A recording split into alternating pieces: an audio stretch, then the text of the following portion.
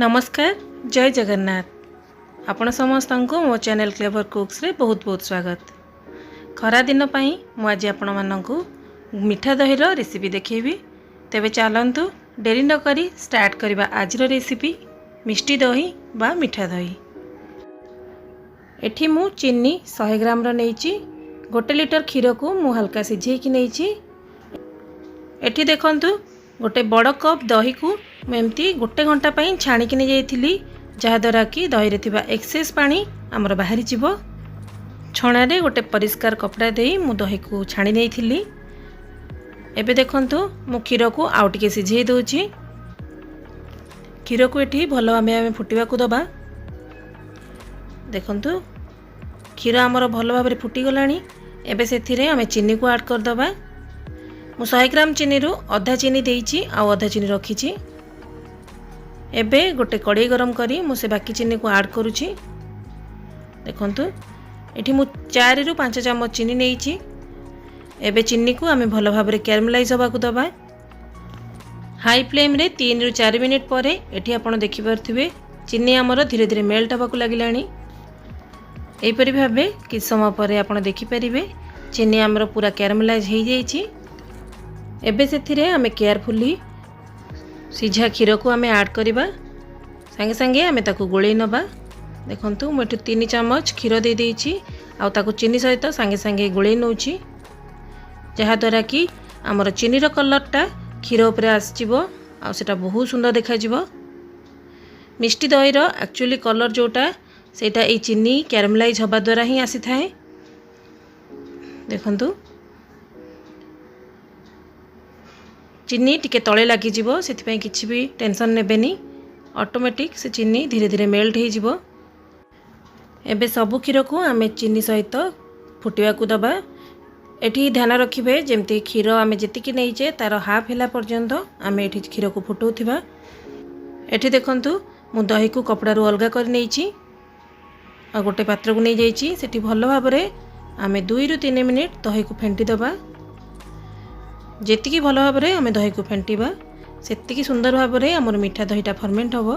एठी देखंतु 2 रु 3 मिनिट कोलेला परे आपण देखि परिबे दही पूरा फ्लफी हेची। देखंतु एई टाइम भितरे हमर क्षीर मध्ये ठंडा हे गलानी। मेठी आपण को हाथ पुरी ना देखौची। देखंतु क्षीर हमर टोटल गरम नाही।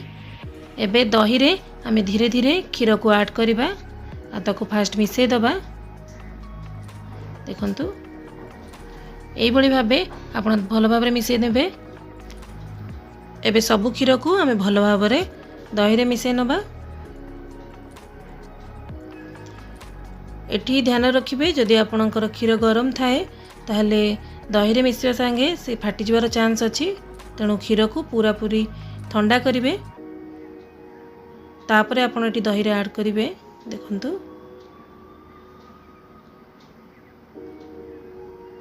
एबे मु भलो भाबरे ताकू गोळेई नउची।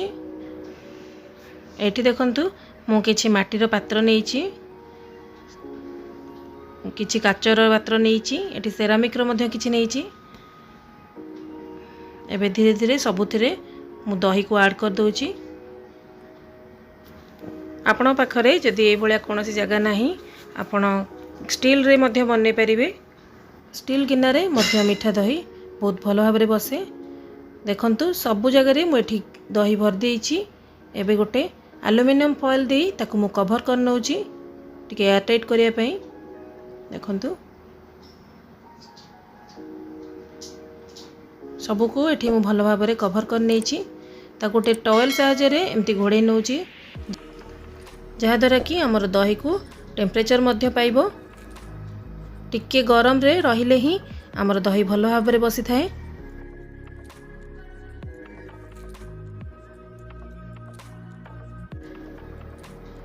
5 रु 7 घंटा परे दही आमर भलो भाबरे सेट हो जाइची। ताकू चिल्ड खाइबा पई मु एबे फ्रिज रे ताकू ओवरनाइट पई छाडी देबी। देन मॉर्निंग रे मु आपन को देखिबी केते सुंदर भाबरे हमर दही बसची। देखंतु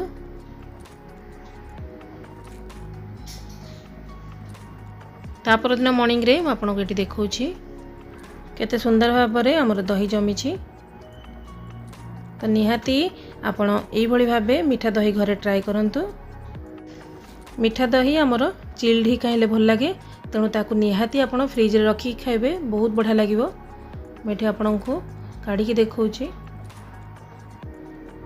केते सुंदर भाव रे आमर दही जमी देखंतु। शीत दिन टिके दही आमर बसिबा पई लेट हुए, आपण खरा दिने याकू ट्राए करिवे, बहुत सुंदर भाव रे बसिबो। देखंतु एठी आशा करुछि मोर रेसिपीटी आपको निहाती भल लगी। तेबे एवं खरा दिने आपण निहाती मिठा दही घरे बनातु। आपण मार्केट रू किणिकी खाइबा मध्ये भूली जिवे, एते सुंदर भाव रे बनी थाए। तेबे आज पई मते विदाय दियंतु। मु पुणी आसीबी एमती गोटे नुआ रेसिपी सह। आउ हाँ, जदि आपनको मो वीडियो भल लगी थाए ताले गोटे लाइक करिया को जमारू भूलिबेनी। जय जगन्नाथ।